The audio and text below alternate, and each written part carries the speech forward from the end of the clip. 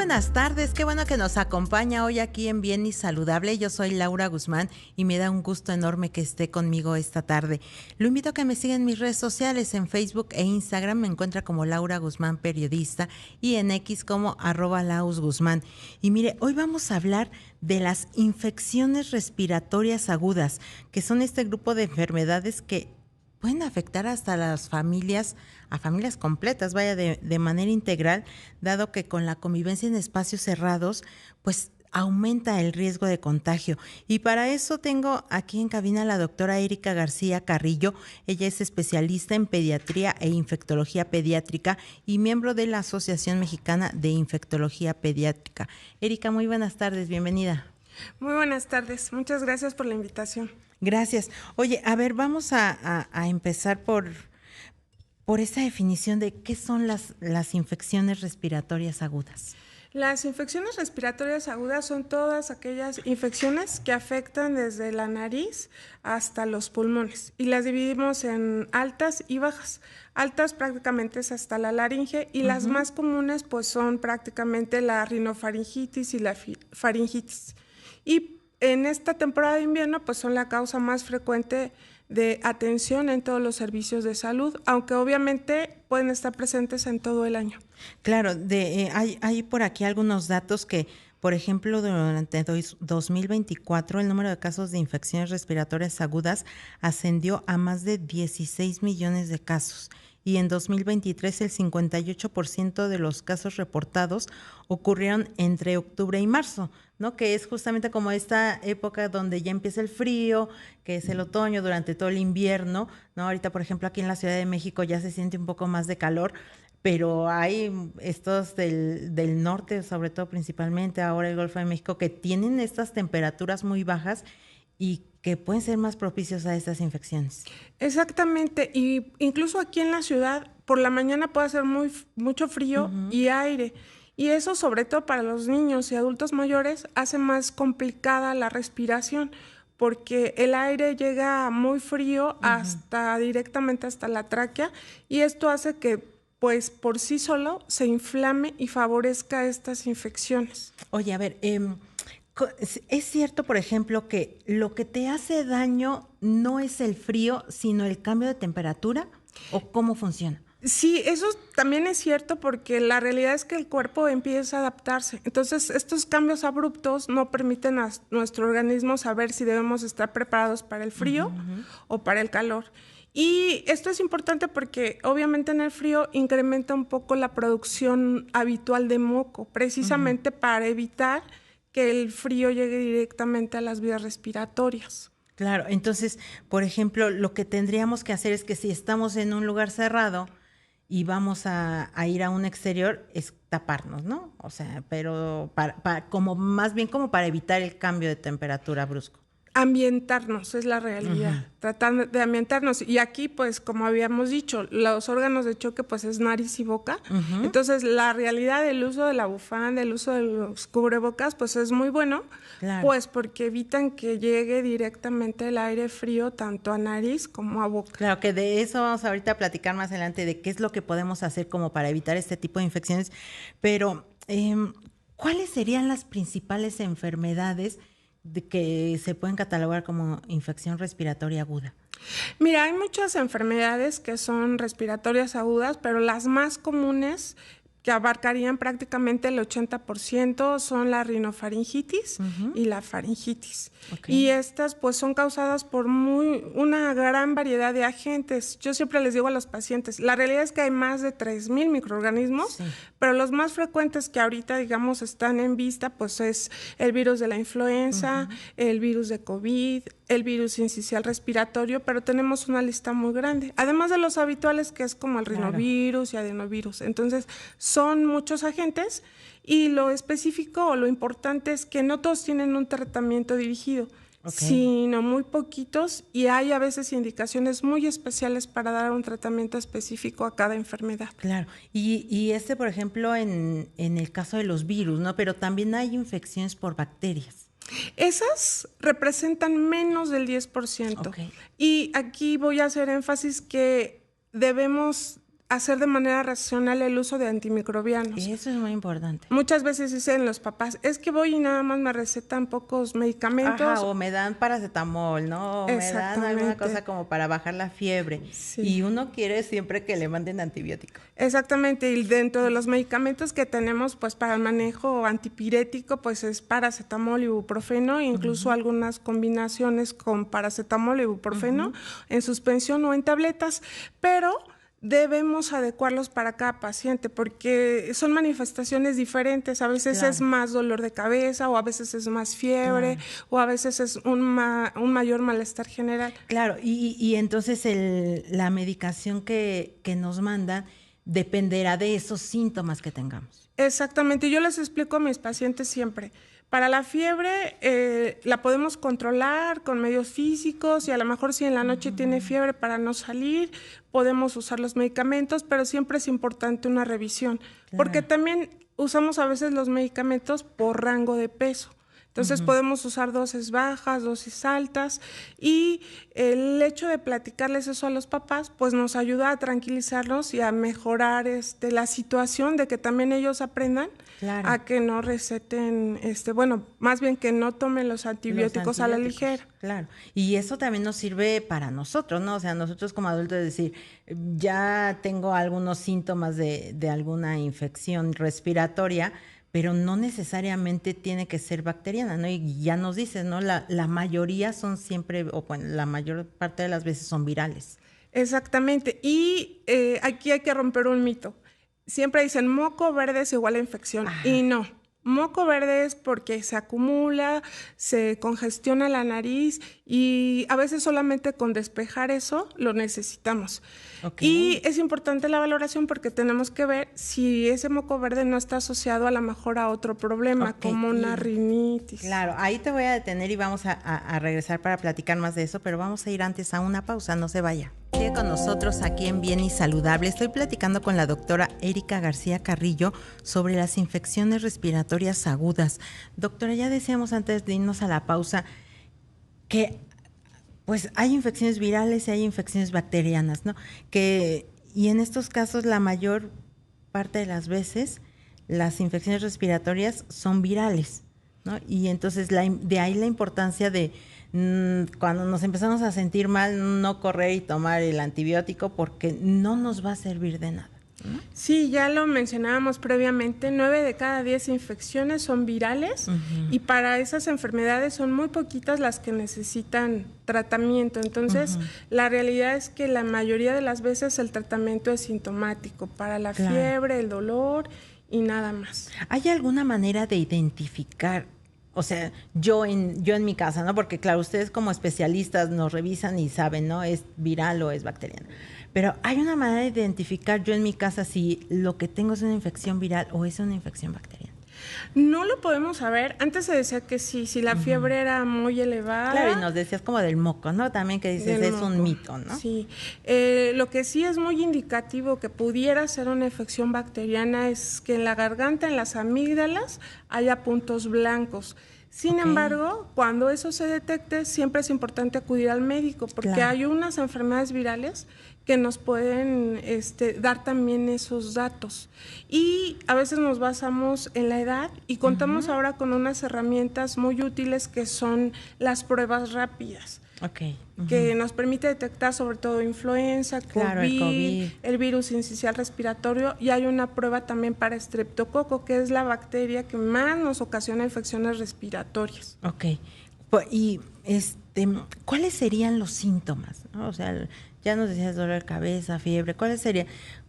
Como para estar alerta de decir, esto ya es una infección respiratoria aguda, ¿no? Porque está, por ejemplo, la gripa que te puedes tratar en casa y te recuestas un par de días y ya al siguiente día estás muy bien y recuperado, ¿no? Pero ¿cuáles son los síntomas a los que hay que estar atentos para identificar que ya tengo una infección respiratoria aguda? Mira, la gripa está dentro de ese grupo de infecciones respiratorias agudas, pero las podemos clasificar en leves y las que pueden ser graves. Entonces, digo, las leves puede ser febrícula, a lo mejor un poco de malestar general. Los pacientes que más se pueden complicar son los dos extremos de la vida, los niños menores de 2 años y los adultos mayores de 60 años o pacientes que tienen ya problemas subyacentes, diabetes, problemas de los pulmones, los pacientes diabéticos. Claro, que ahora que con todo esto del COVID que aprendimos que son las personas con comorbilidades. Con comorbilidades. Y los síntomas que sí son indicativos que sí o sí hay que ir a revisar es sobre todo rechazo a la vía oral, que los niños no quieran comer o que los adultos no quieran comer, que estén muy cansados, muy hipoactivos, y cuando nos afecta las vías respiratorias, que nos puede dar problemas, es unos datos que llamamos de dificultad respiratoria. Hay aleteo nasal, entonces las fositas nasales hacen esto de manera persistente, se abren y se cierran. Hay, puede haber cianosis, que es color azul morado de la boquita o de las uñas, y literalmente las costillas se hunden y se abren. Y la respiración puede ser más rápida y agitada. Igual si una tos es persistente y nos ocasiona algo que no podamos respirar, o sea, que los tosidos sean muy constantes y no nos dejen ni comer, no hay que esperar, hay que llevarnos a revisión. Claro, y esta parte de las edades que decías, ¿no? Que hay que tener mayor atención como en los niños menores de 2 años y en los adultos mayores ya de 65. Esto es porque su sistema inmune, en el caso de los niños, por ejemplo, no está bien desarrollado, y en el de la gente mayor ya viene como en decrecimiento, ¿o por qué? Exactamente. En los niños menores de 2 años, el sistema inmunológico está madurando. De hecho, consideramos que hasta prácticamente los 9 años de edad. Y la otra situación es que los menores de 2 años, su vía respiratoria pues está tan cortita, entonces que los virus, bacterias pasan muy rápidamente y además no tienen las defensas como nosotros de más edad. ¿Y qué hacemos, por ejemplo? Ya voy al doctor y ¿cuánto tiempo, por ejemplo, es el tratamiento que se puede llevar, ¿no? O sea, tú me dices, si tengo fiebre, pues te mando un tipo de medicamento, si lo que predomina es el dolor de cabeza, te mando un paracetamol, un ibuprofeno, pero ¿cuánto tiempo regularmente se tiene que llevar un tratamiento, ¿no? Porque también de pronto nos pasa que nos dice el médico, pues te lo tomas 3 días, 5 días, ¿no? 10 días, no sé. Pero de pronto yo a los 2 días ya me siento bien, ¿no? Entonces digo, ya me lo dejo de tomar o me lo tengo que seguir tomando. ¿Qué pasa en estos casos, no? Porque, por ejemplo, cuando tenemos un tratamiento ya con antibióticos, pues siempre es lo recomendable terminar, ¿no? Dicen el tratamiento. ¿Pasa lo mismo cuando son estas infecciones virales? Sí, lo ideal es que si dan un medicamento antiviral, para influenza hay el oseltamivir y el Xofluza, que es el Baloxavir, pues nos dan un tiempo que es de 5 días, 1 día, dependiendo del medicamento. Pero lo que debemos tener como marcado es que la mayor parte de las infecciones respiratorias agudas tienen una duración de 72 horas, que son 3 días. Si los síntomas duran más de 4 o 5 días, ya tenemos que poner alerta porque ya no son síntomas habituales y tenemos que estudiar por qué están persistiendo. ¿Y ahí qué es lo que pasa, no? O sea, ¿qué es lo que normalmente pasa cuando ya rebasa este tiempo? Sobre todo si es fiebre, tenemos que buscar otras enfermedades o que esta enfermedad se haya juntado con otra complicación al mismo tiempo, o buscar otros agentes que pueden prolongar más la enfermedad. Hay otros microorganismos, por ejemplo, hay una bacteria que se llama Bordetella, que la tos puede persistir por mucho tiempo. Y algo muy cierto es que la fiebre es la que remite a las 72 horas. Pero la tos a veces puede durar hasta 4, 6 y ahora hasta 8 semanas. Sí, justamente eso te quería yo preguntar, ¿no? Porque sí me he topado con muchos casos que tienen una infección viral, de repente ya se sienten bien, pero la tos dura. O sea, primero, ¿por qué dura tanto? ¿Y hasta cuándo sería más o menos normal que durara? Dura tanto porque ahora nos hemos dado cuenta que lo que hace es que daña el epitelio respiratorio y deja como activado el sistema inmunológico. Entonces, digamos que el semáforo del sistema inmunológico no se apaga. Y se sigue defendiendo, y entonces digamos, ¿no? se sigue defendiendo. Y entonces a veces hasta decimos, es que ya se me iba a quitar la tos y volví a salir al frío y me regresó la tos. Y no es que me haya yo reinfectado, sino más bien la tos que empezó no me la ha controlado completamente. Y pues para esto a veces también tenemos que revisar para ver si no hay algún otro problema, pero sí también es cierto que pues de manera esperada pudiera durar más de 2 o 3 semanas. Claro, digamos entonces que ahora es normal, ¿no? O sea, para que también la gente no se piense que dice, tengo 3 semanas o 2 semanas con la tos, o sea, digamos que ya puede ser normal. Puede ser esperado que la tos perdure más tiempo. Aquí lo importante que tenemos que tomar en cuenta es que la tos no nos ocasione cianosis, no sea una tos en accesos que nos ocasione 6, 7, 8 golpes, que nos haga la sensación de no poder respirar o que no nos permita hacernos actividades normales o que no nos deje dormir. Ahí es donde hay que estar en alerta, exactamente, ¿no? Ok, pues... Doctora Erika García Carrillo, especialista en pediatría e infectología pediátrica. ¿Cuáles son las recomendaciones que tendríamos que tener como muy presentes, pues para evitar en la medida de lo posible estas infecciones? Mira, para eso tenemos que hacer algo que llamamos fitness inmunológico, que es prácticamente mantener nuestro cuerpo en forma, que eso es comer saludable, hacer ejercicio. Hacer ejercicio nos prepara muy bien las vías respiratorias para que nuestros pulmones estén en óptimas condiciones para enfrentar las enfermedades. Y además consumir alimentos con vitamina C, ahora también vitamina D y también zinc. Es a veces incluso necesario tener algunos suplementos alimenticios. No todas las personas lo necesitan y obviamente lo natural es lo más saludable. Claro, estos alimentos con vitamina C, con vitamina D, con zinc, ¿cuáles son? La naturaleza es muy sabia y precisamente en esta temporada aumenta la presencia de esas frutas y verduras, ¿no? Tenemos lo que es la naranja, la mandarina, la vitamina D la podemos obtener de otros alimentos. También tenemos, por ejemplo, el pescado. El zinc está en muchísimas verduras. Entonces, eso es lo que tenemos que hacer. Mantener una dieta balanceada, comer saludable.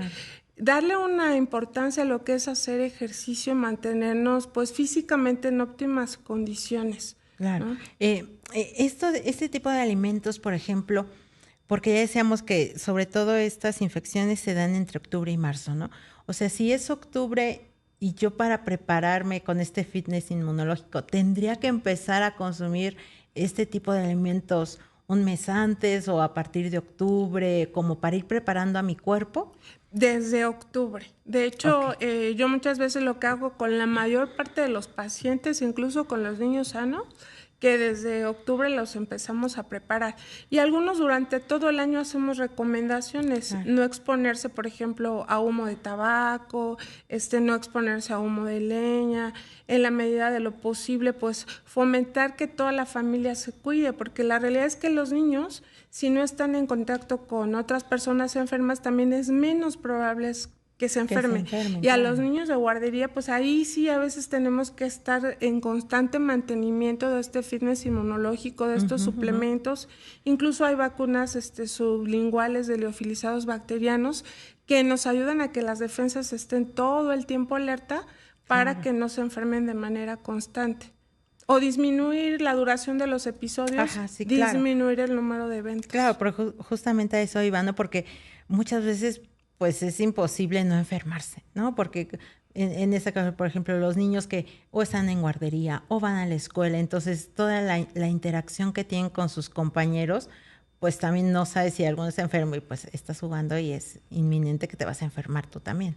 Exactamente, y la realidad es que también exponernos a los agentes pues también nos ayuda a fortalecer nuestro sistema inmunológico. Entonces aquí es la realidad de encontrar como un balance para que tampoco tengamos tantas enfermedades, pero que sí tengamos esa exposición para que nuestras defensas se mantengan alertas. Claro, y que la enfermedad, digamos, no sea tan fuerte, ¿no? O sea, que no nos sea tan fuerte, y que también tengamos sobre todo las vacunas que nos ayudan a prevenir las complicaciones, sobre todo las neumonías. Claro. Doctora Erika García Carrillo, la gente que te quiera contactar, ¿dónde te encuentra? Yo tengo mi consultorio privado en Azcapotzalco. Estoy en Google con mi nombre completo, que es Laura Erika García Carrillo. Ajá. Y en el sector público yo estoy en asesorías, que es de calidad, que es la atención a todos los pacientes en el Hospital General Maximiliano Ruz Castañeda. Pues ahí están los datos. Busque a la doctora Erika García para que pues nos ayude con estas infecciones respiratorias. Doctora, muchísimas gracias por habernos acompañado. Y muchísimas gracias a usted. Lo esperamos el día de mañana en punto de las 3 de la tarde aquí en Bien y Salud.